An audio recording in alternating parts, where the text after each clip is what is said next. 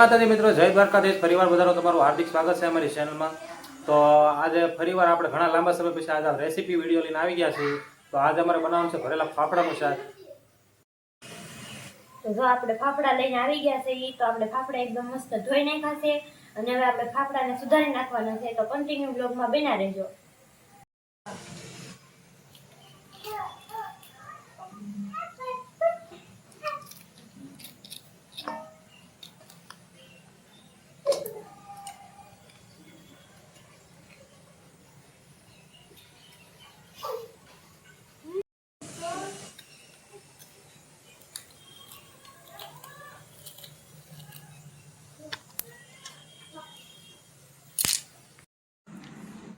હા, તો જો આપણે ફાફડા એકદમ મસ્ત સુધારીને કમ્પ્લીટ થઈ ગયા છે.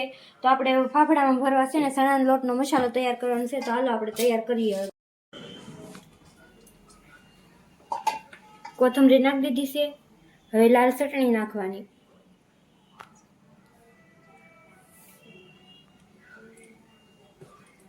જે જેવું તીખું ખાતા એ પ્રમાણે લાલ મરચું નાખવાનું. આપણે ધાણા જીરું પાવડર, હળદર, ગરમ મસાલો,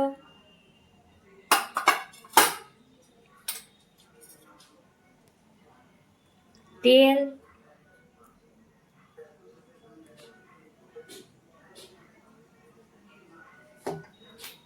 હવે આપણે મીઠું નાખી દઈશું.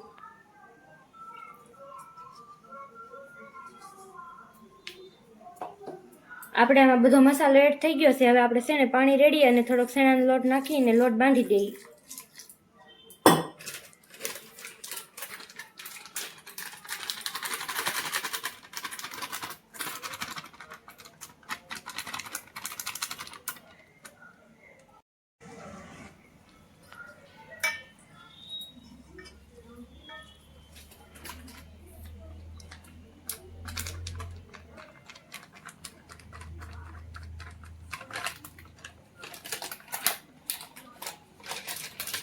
હા, તો જો આપણે લોટ એકદમ મસ્ત તૈયાર થઈ ગયો છે.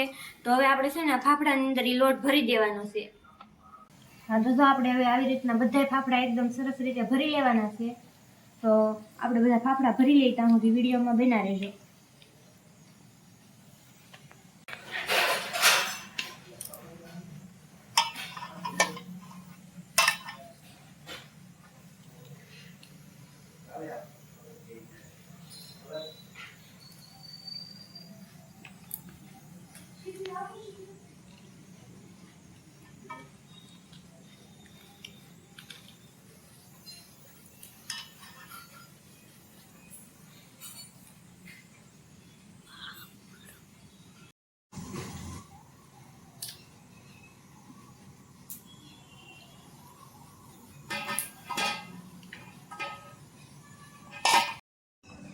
હા, તો જો આપણે ફાફડા ભરાઈને તૈયાર થઈ ગયા છે. તો હવે આપણે છે ને શાકનું આંધણ મૂકી દઈએ.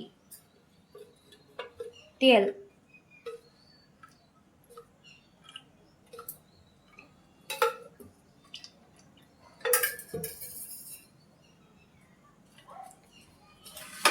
મીઠું એડ કરી નાખ્યું છે. એમાં થોડીક હળદર, આ ધાણા જીરું પાવડર, આ મરચું ભાઈ સ્વાદ પ્રમાણે તમે જે ખાતા હોય એ પ્રમાણે નાખજો.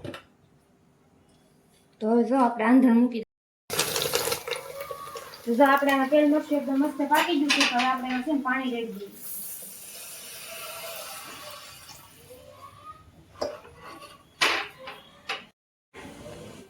હા, તો જો આપણે આમાં છે ને કુકરમાં આંધણ થઈ ગયું છે.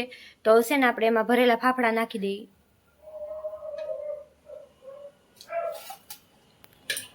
આપણે આ બધા ફાફડા અંદર નખાઈ જાય પછી આપણે છે ને કુકરમાં 3 સીટી પાડી લેવાની છે. એટલે આપણે ફાફડા એકદમ મસ્ત પાકી જશે. પછી આપણે કુકર ખોલીને જોઈશું કેવું આપણું શાક બન્યું.